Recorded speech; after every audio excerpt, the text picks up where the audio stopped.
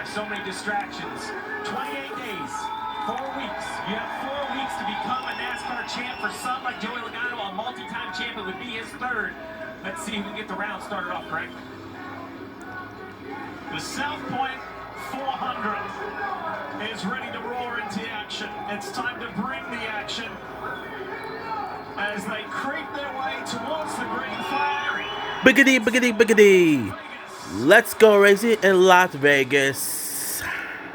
Great start, Christopher Bell. See what we talked about in the pre-race. Already 2 and 3 wide, further back in the pack.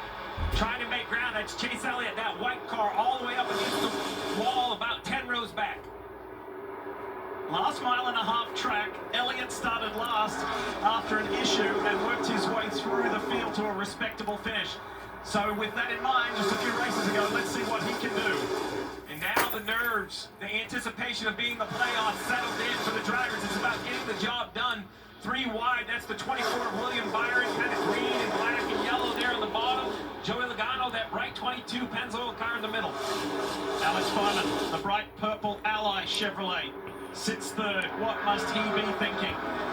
Was in the playoffs, and with the car being some 17 pounds light in post-race inspection, was DQ'd as his playoffs dream and year ended last weekend after the Roval was finished. So all he can do now is go out with, fueled by a little bit of frustration and anger, and go out and get a race win. Logano drops to the bottom right there off the right front fender. That's the 77 of Carson Hocevar. That impressing this year. The 21-year-old continues to run well each and every week. Running 8th, has all the talent, but he's young, inexperienced. I think some of the veterans have a little bit of nervous energy running around the 77 car. Hunt Brothers Pizza on board for Joey Logano. Let's go for a little ride. We'll check back in with that. There's Hocevar with the 19 of Martin Truex Jr. It just feels different, doesn't it, Dip? I mean, we're 4 laps in, but this feels different than the last round. The playoff cars are eyes forward. 6 in the top 10 to start this race. Solid performances in qualifying. They're ready for it. You've heard every one of the playoff drivers tell you, this is different now. Let's watch the 77, the Delaware Life Chevy. Spider Motorsports' Carson Hocevar gets up. Ooh. And this is just a requirement of trying to stay in the gas. You can't just lift and lose momentum in a nerve-wracking position if you're the 19 or the 22. You see the 77 now losing a spot to the 24. How about Chase Elliott attacking right now, that white with the blue 9 on the roof, already up 6 spots. This is a driver that has been the model of consistency, but maybe not the firepower. Of all the playoff drivers, he's the one with only 1 win. Every other playoff driver has multiple wins. Chase knows that it's time to be better than average, better than middle of the pack or middle of the top 10. He's got to look for those wins. Starting 37th and has made up 6 positions. Let's find the 12.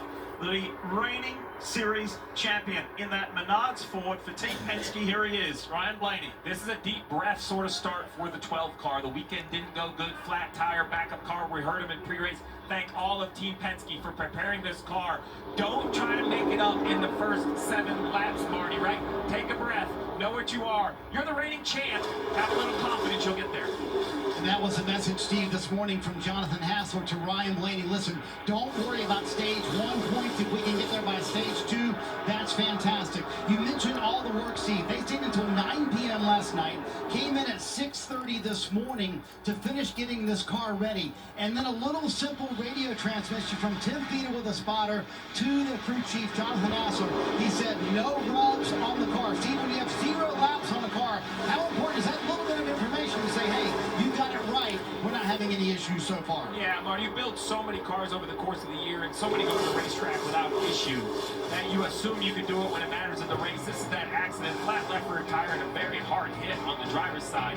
But just because you think you can prepare a car for the racetrack doesn't mean that everything will go smooth.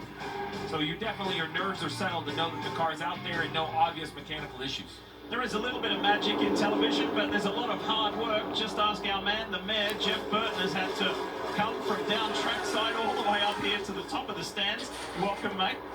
A little bit of a sprint, but compared to what these guys are having to do out here, it's warm here, it's slick, you can see the cars sliding around. Today's going to be a test. It is a wide racetrack, but it is Not a racetrack with a ton of grit, Steve.